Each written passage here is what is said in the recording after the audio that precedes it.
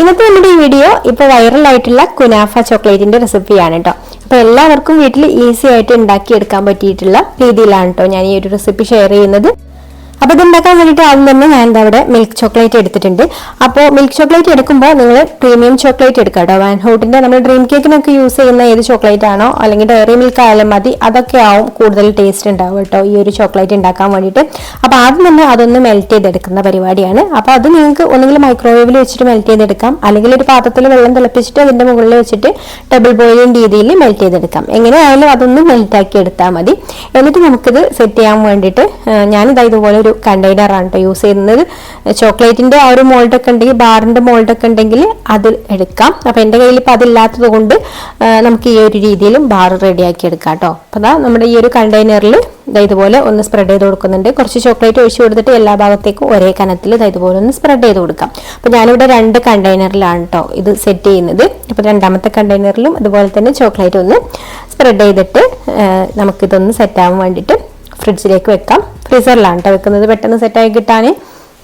ഇനിയിപ്പോൾ ഞാനിവിടെ ഒരു 1/3 കപ്പോളം പിസ്താഷ്യോ എടുത്തിട്ടുണ്ട്. അത് മിക്സിയുടെ ചെറിയ ജാറിൽ ചേർത്ത് കൊടുത്തിട്ട് നന്നായിട്ട് പൊടിച്ചെടുക്കാം. അപ്പോൾ സാധാരണയായിട്ട് ഈ ഒരു ചോക്ലേറ്റിലേക്ക് പിസ്താഷ്യോ ബട്ടറാണ് കേട്ടോ ചേർത്ത് കൊടുക്കാറുള്ളത്. അപ്പോൾ നമുക്കത് ഇപ്പോൾ നമ്മുടെ അടുത്തുള്ള ഷോപ്പുകളിലൊന്നും അത് അവൈലബിൾ അല്ല. പിന്നെ ആമസോണിലൊക്കെ ആണെന്നുണ്ടെങ്കിൽ നല്ല റേറ്റും ഉണ്ട് കേട്ടോ അതിന്. അപ്പോൾ നമ്മൾ ഈ ഒരു ചോക്ലേറ്റ് ഉണ്ടാക്കാനായിട്ട് അതൊന്നും വാങ്ങിച്ചാൽ മുതലാവില്ല. അപ്പോൾ നമുക്ക് വീട്ടിൽ ഈസി ആയിട്ട് ചെയ്യാൻ പറ്റുന്ന ഒരു രീതിയാണ് കേട്ടോ ഇത്. പിന്നെ പിസ്ത പൊടിച്ചെടുക്കുന്ന സമയത്ത് കുറച്ച് കൂടുതൽ സമയം ഒന്ന് പൊടിച്ചെടുക്കുകയാണെന്നുണ്ടെങ്കിൽ അതിൽ നിന്ന് തന്നെ ആ ഒരു എണ്ണയൊക്കെ ഒന്ന് കിഴിഞ്ഞു വരും കേട്ടോ. നമ്മൾ പീനട്ട് ബട്ടറൊക്കെ മുമ്പ് അങ്ങനെ ഉണ്ടാക്കിയിട്ടുണ്ട്. കുറച്ച് കൂടുതൽ സമയം ഇങ്ങനെ പൊടിച്ചെടുക്കുന്ന സമയത്ത് ചെറുതായിട്ടൊരു നനവൊക്കെ വന്നിട്ട് പിസ്താഷ്യോ ഉണ്ടല്ലോ, അതായത് ഇതുപോലെ ഒന്ന് പൊടിച്ചത് ചെറുതായിട്ടൊന്ന് കട്ടയായിട്ട് വരും കേട്ടോ. അപ്പൊ അതിന്റെ ആ ഒരു എണ്ണയൊക്കെ ഉള്ളിൽ നിന്ന് പുറത്ത് വരുന്നതാണ്.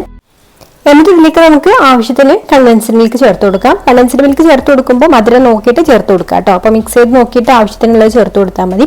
ഒരു 2 ടേബിൾ സ്പൂണൊക്കെ മതിയാവും കേട്ടോ ഇതിൽ ഈ ഒരു അളവിലേക്ക്. അപ്പോൾ നിങ്ങൾ ഉണ്ടാക്കുന്നതിന്റെ അളവിനനുസരിച്ചിട്ട് മധുരത്തിന് ആവശ്യമായിട്ട് ടേസ്റ്റ് ചെയ്ത് നോക്കിയിട്ട് അതിനനുസരിച്ചിട്ടുള്ള കണ്ടൻസ്ഡ് മിൽക്ക് ചേർത്ത് കൊടുത്താൽ മതി.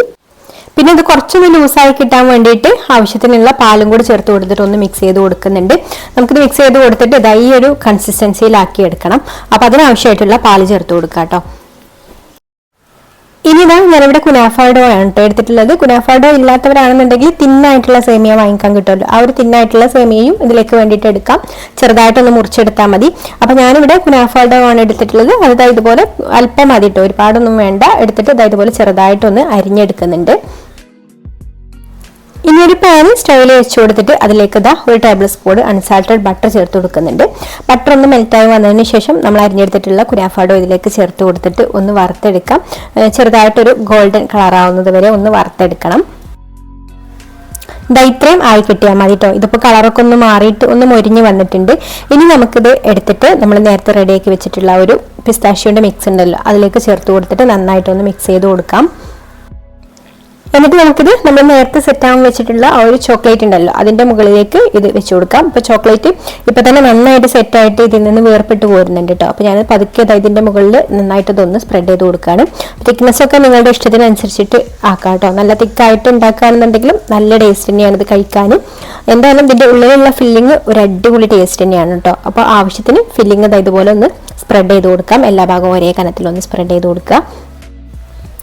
രണ്ടാമത്തെ ബോക്സിലും അതുപോലെ തന്നെ സ്പ്രെഡ് ചെയ്ത് കൊടുക്കുന്നുണ്ട്. ഇനി ഇതിന്റെ മുകളിൽ വീണ്ടും നമ്മൾ അടിയിൽ സ്പ്രെഡ് ചെയ്ത് കൊടുത്ത് അതുപോലെ തന്നെ ചോക്ലേറ്റ് മെൽറ്റ് ചെയ്ത് കൊടുത്തിട്ട് ഇതുപോലെ ചെറിയൊരു കനത്തിൽ ഒന്ന് സ്പ്രെഡ് ചെയ്ത് കൊടുക്കാം. അപ്പോൾ 2 ബോക്സിലും ഇതുപോലെ സ്പ്രെഡ് ചെയ്ത് കൊടുത്തതിന് ശേഷം നമുക്കത് സെറ്റ് ആവാൻ വേണ്ടിയിട്ട് ഫ്രിഡ്ജിലേക്ക് വെക്കാം. പെട്ടെന്ന് സെറ്റായി കിട്ടുകയാണെന്നുണ്ടെങ്കിൽ ഫ്രീസറിൽ വെച്ചാൽ മതി കേട്ടോ. അങ്ങനെ നമ്മുടെ വൈറൽ കുനാഫ ചോക്ലേറ്റ് ഇവിടെ സെറ്റായി വന്നിട്ടുണ്ട്. അപ്പൊ ഈ ഒരു കണ്ടെയ്നർ ആകുമ്പോൾ പെട്ടെന്ന് തന്നെ ഇതുപോലെ ഡിമോൾഡ് ചെയ്തെടുക്കാൻ പറ്റും കേട്ടോ. വെറുതെ ഒന്ന് കൊട്ടിയാൽ മതി, അപ്പൊ തന്നെ ഇങ്ങോട്ട് പോന്നോളും.